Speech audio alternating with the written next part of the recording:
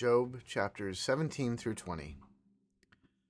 My spirit is broken, my days are extinct, the graveyard is ready for me.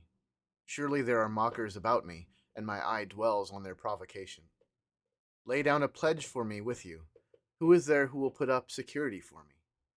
Since you have closed their hearts to understanding, therefore you will not let them triumph. He who informs against his friends to get a share of their property, the eyes of his children will fail. He has made me a byword of the peoples, and I am one before whom men spit. My eye has grown dim from vexation, and all my members are like a shadow. The upright are appalled at this, and the innocent stirs himself up against the godless. Yet the righteous holds to his way, and he who has clean hands grows stronger and stronger. But you, come on again, all of you, and I shall not find a wise man among you. My days are past, my plans are broken off, the desires of my heart. They make night into day, the light, they say, is near to the darkness. If I hope for Sheol as my house, if I make my bed in darkness, if I say to the pit, you are my father, and to the worm, my mother or my sister, where then is my hope? Who will see my hope? Will it go down to the bars of Sheol? Shall we descend together into the dust? Then Bildad the Shuhite answered and said, How long will you hunt for words? Consider, and then we will speak. Why are we counted as cattle? Why are we stupid in your sight? You who tear yourself up in your anger, shall the earth be forsaken for you, or the rock be moved out of its place? Indeed, the light of the wicked is put out, and the flame of his fire does not shine. The light is dark in his tent, and his lamp above him is put out. His strong steps are shortened, and his own schemes throw him down. For he is cast into a net by his own feet, and he walks on its mesh. A trap seizes him by the heel, a snare lays hold of him. A rope is hidden for him in the ground, a trap for him in the path. Terrors frighten him on every side, and chase him at his heels. His strength is famished, and calamity is ready for his stumbling. It consumes the parts of his skin. The firstborn of death consumes his limbs. He is torn from the tent in which he trusted and is brought to the king of terrors. In his tent dwells that which is none of his. Sulfur is scattered over his habitation. His roots dry up beneath, and his branches wither above. His memory perishes from the earth, and he has no name in the street. He is thrust from light into darkness and driven out of the world. He has no posterity or progeny among his people, and no survivor where he used to live. They of the west are appalled at his day, and horror seizes them of the east. Surely such are the dwellings of the unrighteous, such is the place of him who knows not God. Then Job answered and said, How long will you torment me, and break me in pieces with words? These 10 times you have cast reproach upon me, are you not ashamed to wrong me? And even if it be true that I have erred, my error remains with myself. If indeed you magnify yourselves against me, and make my disgrace an argument against me, know then that God has put me in the wrong and closed his net about me. Behold, I cry out, violence, but I am not answered. I call for help, but there is no justice. He has walled up my way so that I cannot pass, and he has set darkness upon my paths. He has stripped from me my glory and taken the crown from my head. He breaks me down on every side, and I am gone. And my hope has he pulled up like a tree. He has kindled his wrath against me and counts me as his adversary. His troops come on together. They have cast up their siege ramp against me and encamp around my tent.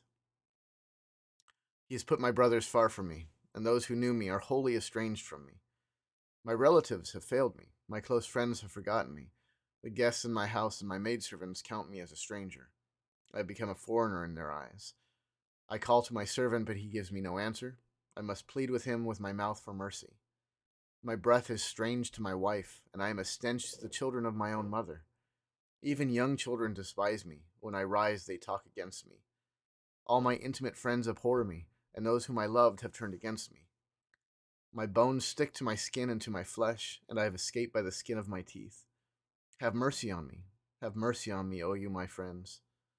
For the hand of God has touched me. Why do you, like God, pursue me?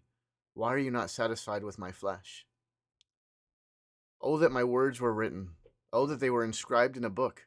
Oh, that with an iron pen and lead they were engraved in the rock forever. For I know that my Redeemer lives, and at last he will stand upon the earth. And after my skin has been thus destroyed, yet in my flesh I shall see God, whom I shall see for myself, and my eyes shall behold, and not another. My heart faints within me. If you say, how we will pursue him, and the root of the matter is found in him, be afraid of the sword, for wrath brings the punishment of the sword, that you may know that there is a judgment. Then Zophar the Naamathite answered and said, Therefore my thoughts answer me, because of my haste within me. I hear censure that insults me, and out of my understanding a spirit answers me. Do you not know this from of old, since man was placed on earth, that the exulting of the wicked is short, and the joy of the godless but for a moment? Though his height mount up to the heavens, and his head reach to the clouds, he will perish forever like his own dung. Those who have seen him will say, Where is he? He will fly away like a dream and not be found. He will be chased away like a vision of the night. The eye that saw him will see him no more, nor will his place any more behold him. His children will seek the favor of the poor, and his hands will give back his wealth. His bones are full of his youthful vigor, but it will lie down with him in the dust. Though evil is sweet in his mouth, though he hides it under his tongue, though he is loath to let it go and holds it in his mouth, yet his food is turned in his stomach. It is the venom of cobras within him.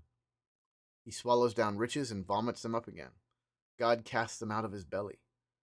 He will suck the poison of cobras. The tongue of a viper will kill him. He will not look upon the rivers, the streams flowing with honey and curds. He will give back the fruit of his toil and will not swallow it down. From the profit of his trading he will get no enjoyment. For he has crushed and abandoned the poor. He has seized a house that he did not build. Because he knew no contentment in his belly, he will not let anything in which he delights escape him. There was nothing left after he had eaten, therefore his prosperity will not endure. In the fullness of his sufficiency he will be in distress. The hand of everyone in misery will come against him. To fill his belly to the full, God will send his burning anger against him, and rain it upon him into his body. He will flee from an iron weapon, a bronze arrow will strike him through. It is drawn forth and comes out of his body. The glittering point comes out of his gallbladder. Terrors come upon him. Utter darkness is laid up for his treasures. A fire not fanned will devour him. What is left in his tent will be consumed. The heavens will reveal his iniquity, and the earth will rise up against him. The possessions of his house will be carried away, dragged off in the day of God's wrath.